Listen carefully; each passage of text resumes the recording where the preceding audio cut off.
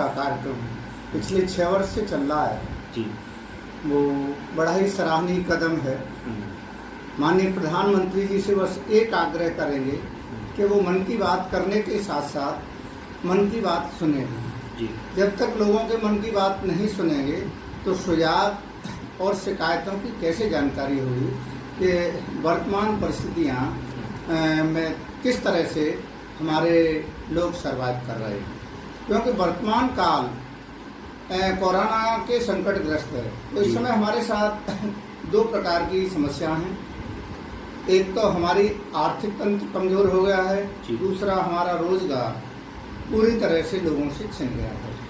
तो रोजगार देने के लिए संसाधन जुटाने बहुत ज़रूरी है, और संसाधन जब ही जुटेंगे जब हम उद्योगों को बढ़ावा देंगे।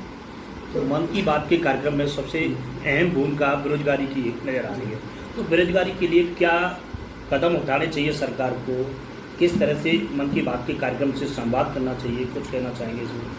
प्रधानमंत्री जी के आत्मनिर्भर भारत का जो लक्ष्य लेकर जी आगे बढ़ रहे हैं वो सराहनीय कदम है। जी। इसके लिए हमें कुछ पहलुओं पर ध्यान देना पड़ेगा।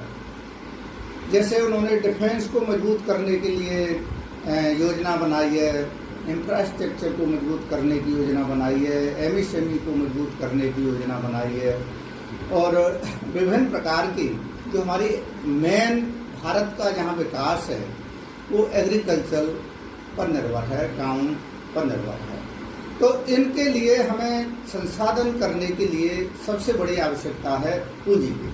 जी। अब पूंजी के लिए हम इन्वेस्टर देख रहे हैं कि निवेशक हमारे पास आए।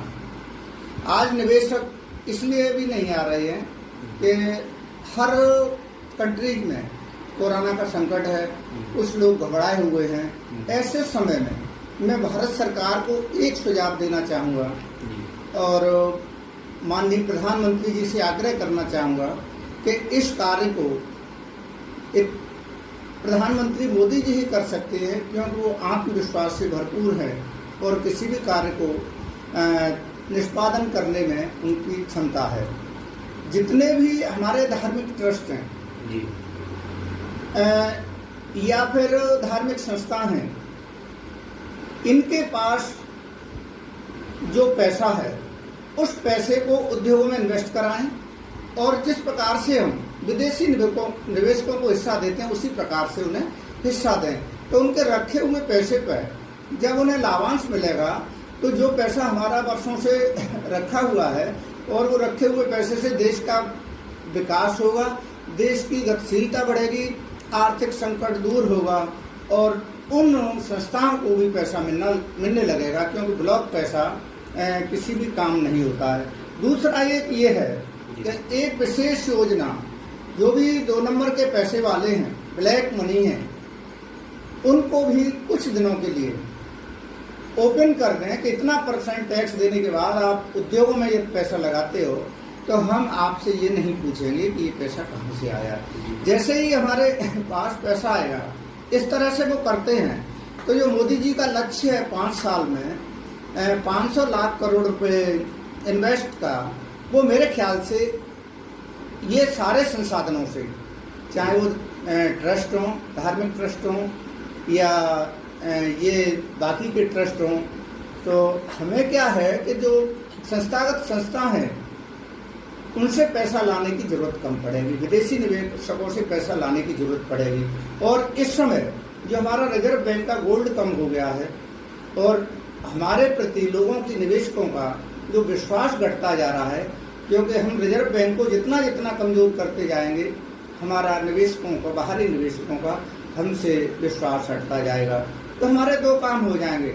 हमारे जो भी ट्रस्ट हैं वो हमारी हिस्सेदारी होने से, चाहे डिफेंस में हिस्सेदारी हो, चाहे इंफ्रास्ट्रक्चर में हो, चाहे एमएसएमई में हो, हम उन्हें पीपीपी के तहत पार्टनरशिप दें, शेयर धारक बनाएं और उनका लाभांश उन्हें पर ईयर दें। तो शायद मेरे ख्याल से मोदी जी ही एक इतना विश्वास है उनमें, इस कार्य को सफल कर सकते हैं।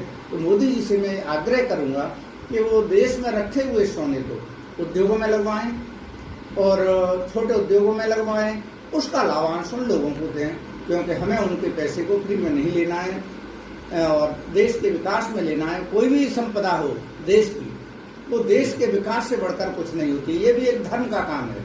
तो उन लोगों को जब ये समझाया जाएगा कि इससे बड़ा धर्म कोई नहीं है, जनहित से बड़ा धर्म कोई नहीं है, जब देश संकट में होता है तो हर जगह की सामाजिक संस्थाएं और धार्मिक संस्थाएं आगे आती हैं और आगे आकर देश को संकट से उबारती हैं। तो ऐसे समय में मैं मोदी जी से आग्रह करूंगा कि मन की बात में उन लोगों को प्रेरित करें और उनसे इस